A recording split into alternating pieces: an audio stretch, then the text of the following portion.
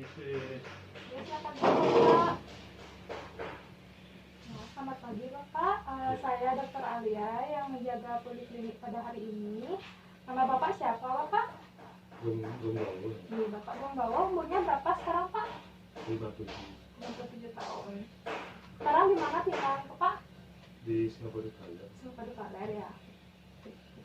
Jadi Bapak ada keluhan apa datang kemarin Bapak? Ini perut saya sakit sudah dari 3 hari. Oh, ada sakit perut ya Bapak ya. Ini baik Bapak, selanjutnya untuk menunjang diagnosis saya akan melakukan pemeriksaan abdomen yang bertujuan untuk mengetahui apakah ada kelainan atau tidak pada perutnya Bapak. Jadi selanjutnya Bapak bisa berkemih terlebih dahulu dan bisa menuju ke meja pemeriksaan dan membuka bajunya Bapak. Apakah Bapak bersedia? Ya.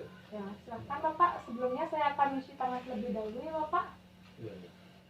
Dan bahan yang diperlukan untuk pemeriksaan fisik abdomen yaitu penggaris, stetoskop, pulpen, dan enstrap. Sebelum melakukan pemeriksaan, kita akan mencuci tangan terlebih dahulu.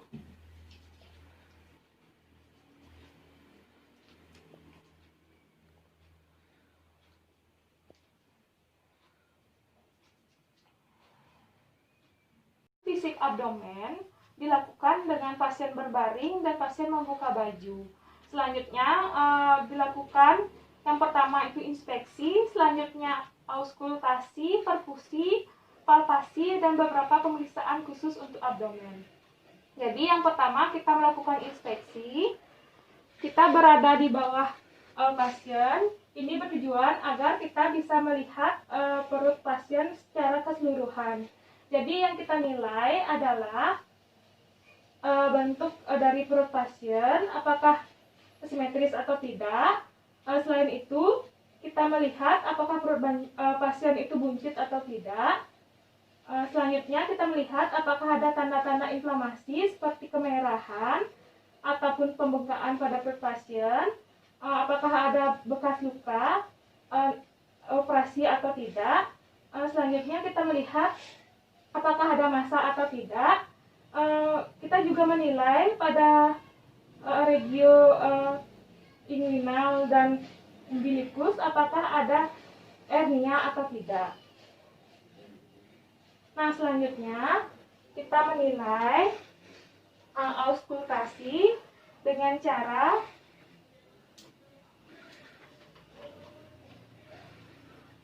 memanaskan dulu dari stetoskop. Kita melakukan auskultasi di sekitar umbilikus. Auskultasi dilakukan selama 1-2 menit. Ini bertujuan untuk mendengarkan suara bising usus.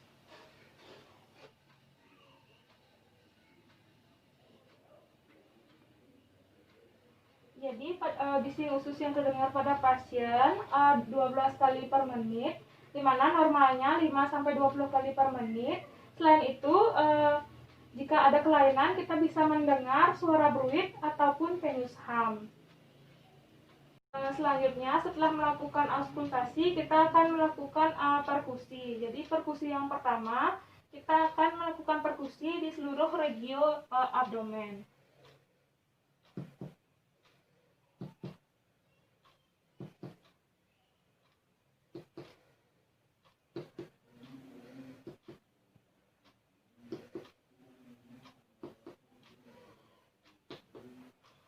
Jadi normalnya akan terdengar suara timpani di seluruh regio abdomen.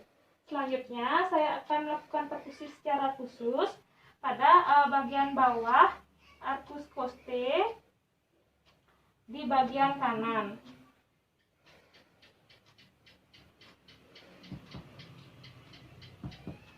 Jadi akan terdengar suara pekak. Ini menandakan ada organ hati atau liver pada bagian ini. Selanjutnya saya akan melakukan perkusi secara khusus pada bagian bawah arcus costae bagian kiri.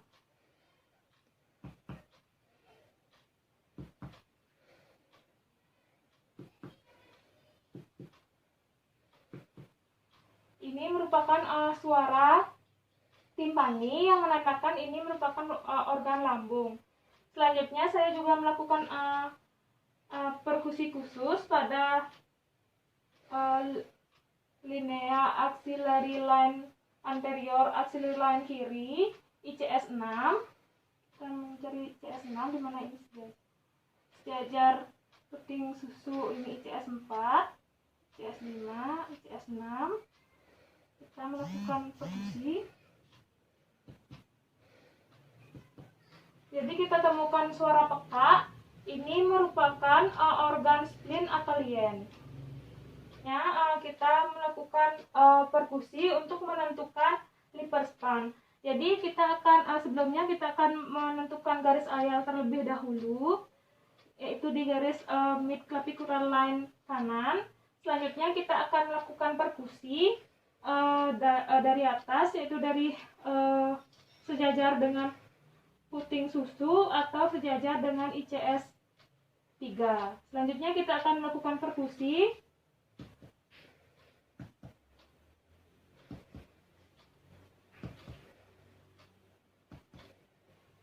Jadi kita akan mendengar perubahan suara dari sonor ke peka. Selanjutnya kita tandai.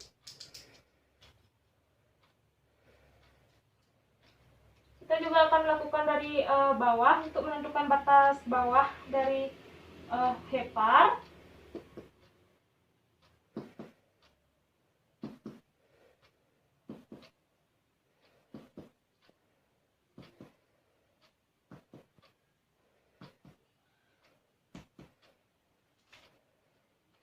Kita akan mendapatkan perubahan suara dari timpani ke peka. Kita tandai. Jadi selanjutnya kita ukur dengan penggaris.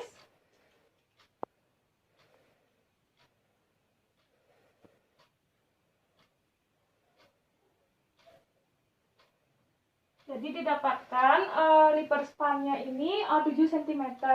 Jadi normal, di mana normalnya itu 6 sampai 12 cm.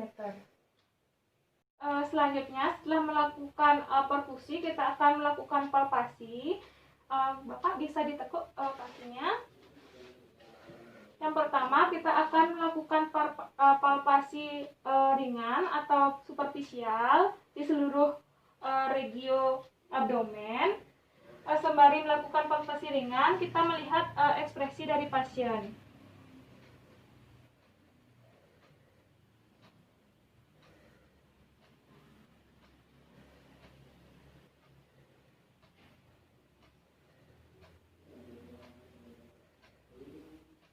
Jadi yang kita nilai pada palpasi ringan yaitu nyeri tekan yang diderita oleh pasien. Selain itu kita menilai apakah ada massa superficial atau tidak.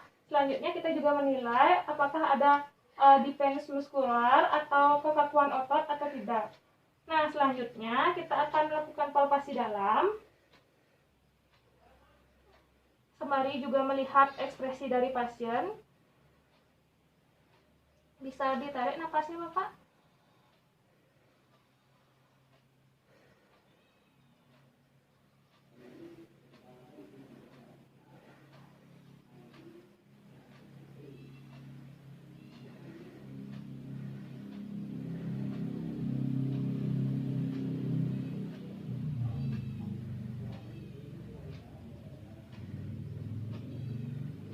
Jadi yang kita nilai yaitu apakah ada massa atau tidak. Jika ada massa, kita bisa deskripsikan massanya, lokasi dari massa, bentuknya, ukurannya, konsistensinya, pulsasi dari massa tersebut, dan apakah bergerak jika pasien bernapas. Baik, selanjutnya setelah kita melakukan palpasi, kita akan melakukan pemeriksaan acid test, yaitu ada 2 cara, yaitu shifting dullness dan undulasi. Yang pertama kita akan melakukan teknik shifting dullness. Bisa diturunkan kakinya. Jadi kita akan melakukan perkusi mulai dari umbilikus ke arah lateral. Kita akan jika terdapat adanya acid test akan mengalami perubahan suara dari timpani ke peka.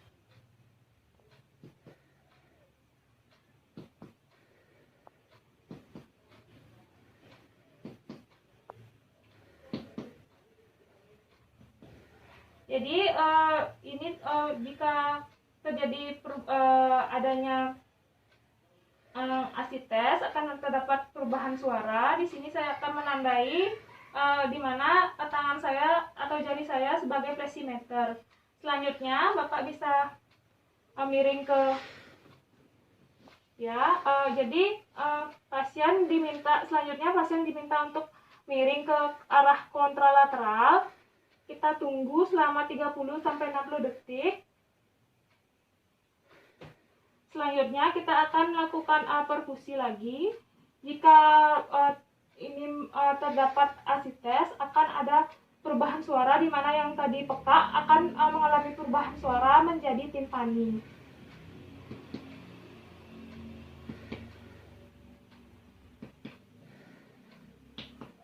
Jadi jika pasien mengalami perubahan suara menjadi timpani, ini disebabkan karena cairan asites tadi akan jatuh ke bawah atau mengalami gravitasi. Selanjutnya, Bapak bisa telentang. Kita akan melakukan di arah dari kontralateral yang tadi.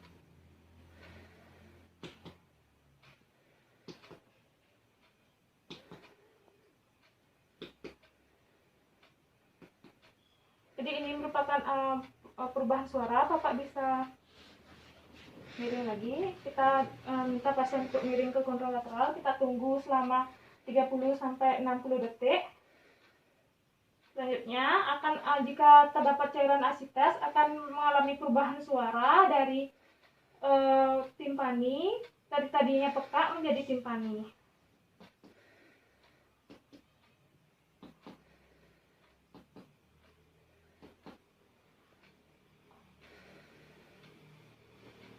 Selanjutnya Bapak bisa menekuk dalam kakinya. Selanjutnya kita akan melakukan teknik undulasi. Bapak bisa menggunakan tangannya. Selanjutnya kita menggetarkan dari perut pasien. Jadi kita menggetarkan kanan. Kita akan melihat apakah ada getaran di sebelah kontralateral dari yang kita getarkan. Jika terdapat asites, akan terdapat getaran pada pasien. Jadi pada pasien untuk pemeriksaan asitesnya normal, tidak terdapatnya asites, di mana pada pemeriksaan sitting dullness tidak ada perubahan suara, dan pada pemeriksaan undulasi tidak terdapat getaran. Selanjutnya, setelah melakukan pemeriksaan asites, kita akan melanjutkan dengan palpasi hepar, di mana kita akan melakukan palpasi pada lobus kanan. Kita akan melakukan penekanan ke area kaudal. Bapak bisa bernapas. Pada saat ekspirasi maksimal kita arahkan ke arah kranial. Jadi saya dapatkan di sini hepar tidak teraba. Selanjutnya saya akan melakukan pada lobus kiri dengan hal yang sama, yaitu dengan melakukan palpasi dalam ke arah dorsal dan minta untuk pasien bernapas. Di saat ekspirasi maksimal dilakukan penekanan ke arah kranial. Jadi lipar juga tidak teraba. Jadi jika terdapat pembesaran pada hati, kita akan menilai pembesaran tersebut, selain itu menilai nyeri tekan atau tidak, dan apakah ada konsistensinya padat atau tidak, dan apakah ada pulsasi atau tidak. Nah, selanjutnya saya akan melakukan nyeri tekan Berni dengan cara menggunakan sisi palmar radial. Kita nilai apakah ada nyeri atau tidak dari ekspresi dari pasien. Jadi tidak ada nyeri. Setelah melakukan palpasi hepar, kita lanjutkan dengan palpasi limpa dengan metode Stabner. Nah, jadi sebelumnya saya akan lakukan identifikasi dulu siasnya. Nah, selanjutnya kita akan melakukan palpasi menggunakan regio palmar radial dari tangan kita. Selanjutnya kita akan melakukan palpasi dari sias ke umbilikus dan arkus koste kiri. Selanjutnya saya akan melakukan palpasi. Jadi saya akan melakukan palpasi. Bapak bisa melihat tungkainya terlebih dahulu. Ya, saya akan melakukan palpasi. Bapak bisa bernapas.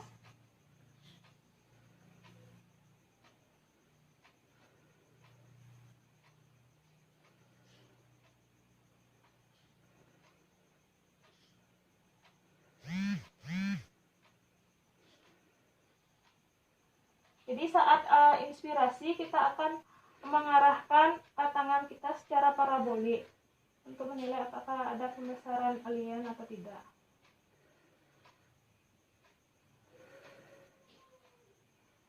Jadi pada pasien tidak terdapat pembesaran lien.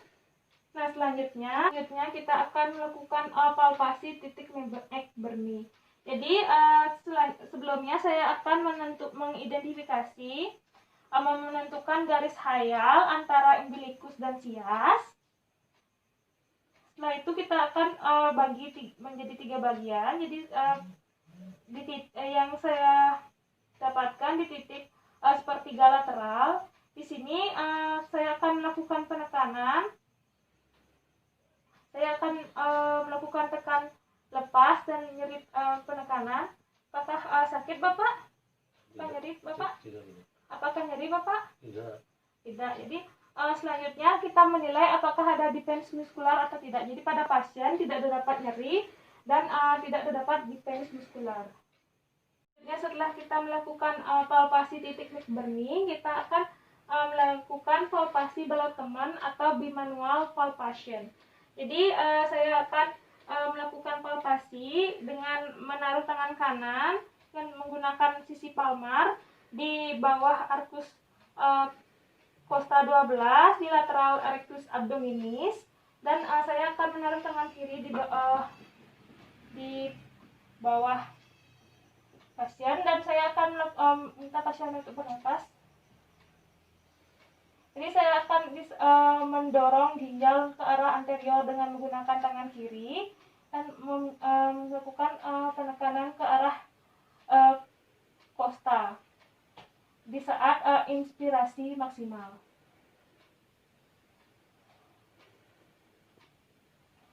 Jadi pada pasien tidak teraba ginjal, selanjutnya saya akan melakukan pada sebelah kiri.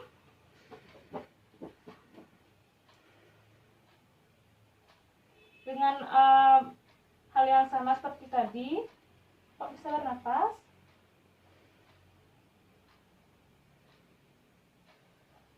Jadi pada pasien tidak teraba pada ginjal kiri ataupun kanan.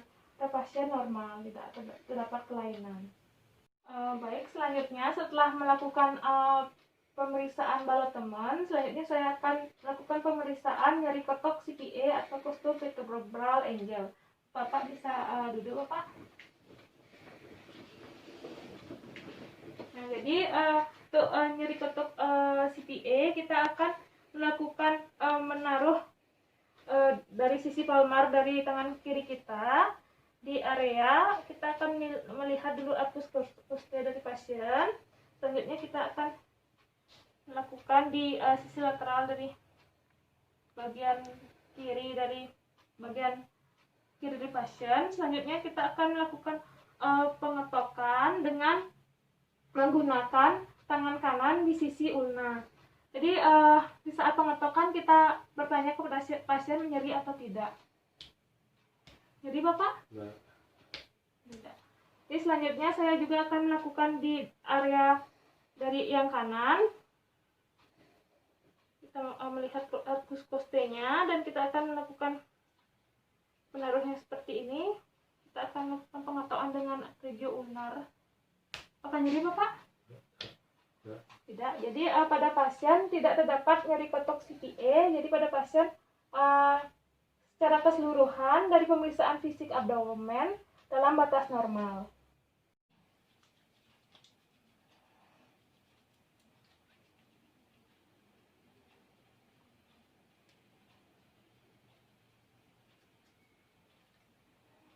Bapak, dari hasil pemeriksaan yang sudah dilakukan tadi, Jadi dari hasil pemeriksaannya itu semua normal, namun Bapak ada keluhan sedikit tentang sakit perut. Jadi nanti saya akan meresepkan beberapa obat yang bisa ditebus di apotek. Apakah Bapak ada pertanyaan, Pak? Tidak.